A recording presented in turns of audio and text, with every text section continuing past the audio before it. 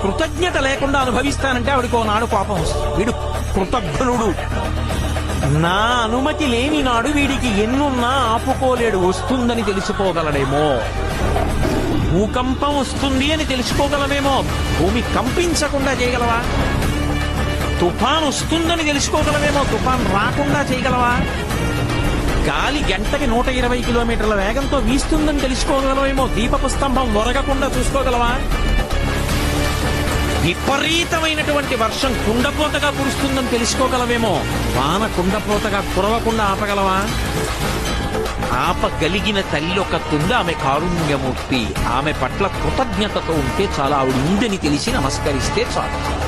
అందుకు ఈ దేశంలో అమ్మవారిని ఆరాధించడం వచ్చింది. అది అలా చేస్తే ఉంటుందా? అది మూర్ఖత్వం కాదు, అది ఋషివాక్యం ఉన్నదటువంటి ఆదిశక్తి ఒకరు. కాబట్టి ఇప్పుడు సమస్త భోగములు ఇందులో ఉన్నాయి. బతుకు నుండి ఐశ్వర్యము నిలబడ్డం వరకు ఈమె యందే ఉన్నాయి.